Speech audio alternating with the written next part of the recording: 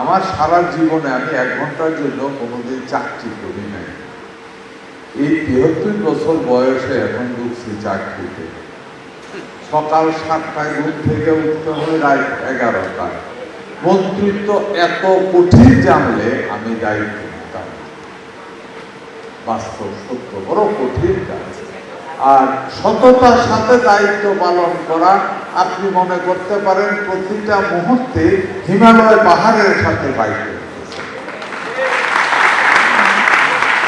আপনাদের কাছ থেকে দোয়া চাই, ফাইট করতে করতে পাহাড় ভাঙতে না পারি, একটু ছিদ্র করে হলেও যেন ওপারে চলে যাওয়ার সুযোগ করে রেখে দেয়। তাইলে জাতি উপকৃত হবে, আপনারা উপকৃত হবেন, আগামী প্রজন্ম উপকৃত হবে। আসেন আমার আজকে রম্য বিতর্ক প্রতিযোগিতা। একটা জিনিস, এটা নিয়ে আলোচনার কিছু নাই, তারপরও আমি একটু আলোচনা করতে চাই, কারণ যুবক তো আমিও ছিলাম।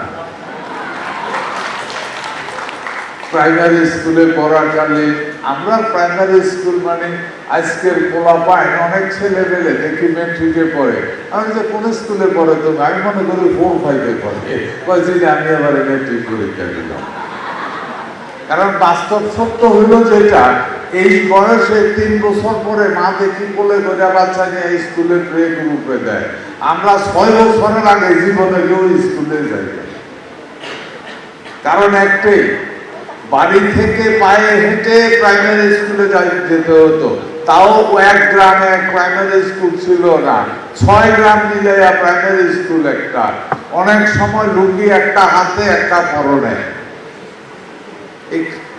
গন্তর পার হয়ে যাওয়ার পরে লুঙ্গি সিপাই এটা বদলাইয়া স্কুলের এক পাশে রোদ্রে দিয়া ক্লাস করে আবার ভিজারা পয়লা বর্ষার দিনে বাড়িতে রওনা দিতে হতো।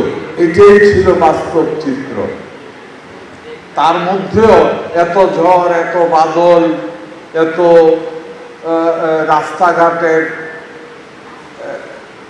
খারাপ অবস্থা, তার ভিতরও প্রেম ভালোবাসা ঠিক ছিল। এটা হ্যাঁ, তখনকার, এখন হয়তো এক ধরনের তারা বলল টিকটক করে এখানে, আমাদের আমলে আমরা হয়তো টিকটক তো দূরের কথা, রেডিও 5 গ্রাম মিলে ছিল একটা। মসজিদের মার আসর শোনার জন্য অনেক দূরে যাইতে হইতো।